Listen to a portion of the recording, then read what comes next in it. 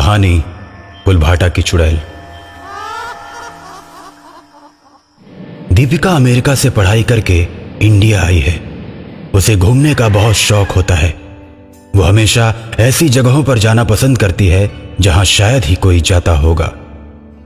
कमरे में बैठी दीपिका अपने लैपटॉप में घूमने के लिए ऐसी जगहों की तलाश करती थी जहां कोई जाना पसंद नहीं करता। वाह, आखिरकार मुझे अपनी पसंद की जगह मिल ही गई घूमने के लिए। दीपिका अपने चाचा जी के पास जाती है और पूछती है, चाचा जी, ये कुलभाटा कहाँ है? कुलभाटा क्या करना है जाके? वहां कोई घूमने वाली जगह तो है नहीं, सब वीरान है वहां। नहीं चाचा जी, मैंने पढ़ा है, उसका इतिहास बहुत पुराना है, जब ऋषि मुनि हुआ करते थे। हाँ, ऐसा ही कुछ समझो। प्लीज चाचा जी बताइए ना, क्या है इसकी कहानी? दीपिका के बार बार पूछने पर चाचा जी उसे कुलभाटा की 1000 साल पहले की कहानी बताते हैं। आज से 1000 साल पहले कुलभाटा, जो कभी राक्षसों का इलाका हुआ करता था, वहां बस राक्षस ही राक्षस रहा करते थे। दूर दूर तक किसी इंसान का नामो निशान नहीं था।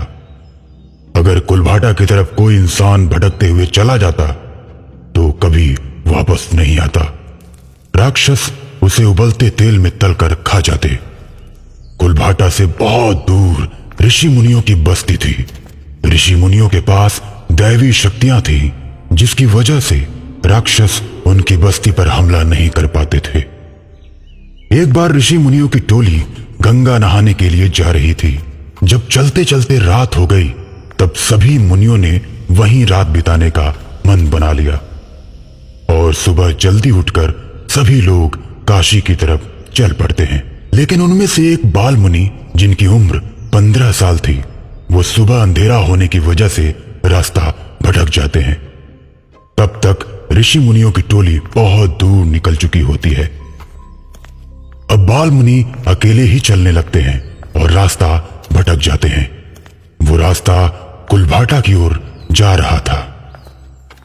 बाल मुनि अपने ऊपर आने वाली भयंकर विपत्ति से अनजान लगातार आगे बढ़ते रहते हैं और थोड़ी ही देर के बाद राक्षसों के इलाके में पहुंच जाते हैं।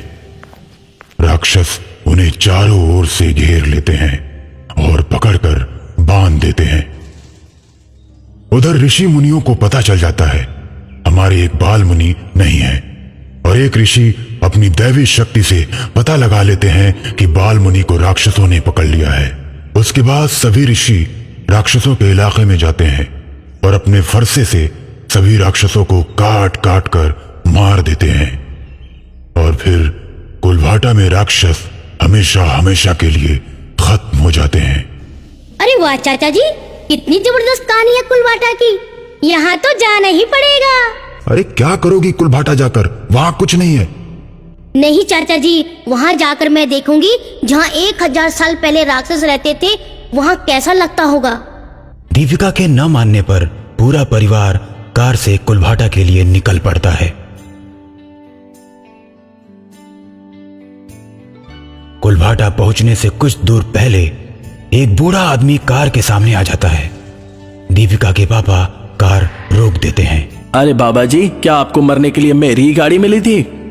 देखिए, मैं इसीलिए मरना चाहता हूँ कि तुम लोग कुलभाटा न जा पाओ। क्यों भाई, हम क्यों नहीं जाएंगे? कुलभाटा जाने के पैसे लोगे क्या? नहीं साहब, पैसे क्यों लूंगा? मैं तो बस इतना कहूंगा कि मत जाइए। कामिनी जाग चुकी है, 1000 साल के बाद वापस आ चुकी है। इतना कहकर बूढ़ा आदमी चला जाता है। फिर दीपिका अपने चाचा से कहती है, चाचा जी, ये लोग डरा कर पैसा कमाते हैं, चलो आगे बढ़ते हैं।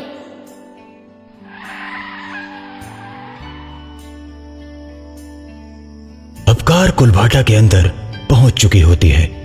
तभी धूल से भरी एक तेज हवा आती है और कार को धूल से भर देती है। दीपिका के चाचा कार से बाहर निकलते हैं और शीशे को साफ करने लगते हैं। तभी पीछे से एक भयानक आवाज आती है। जब दीपिका के चाचा पीछे मुड़ते हैं तो एक भयानक चुड़ैल खड़ी दिखती है।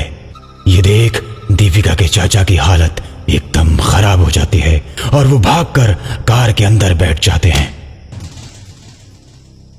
देखो, मैंने बोला था मत चलो, लेकिन नहीं, तुमको राक्षसों की जगह देखनी थी।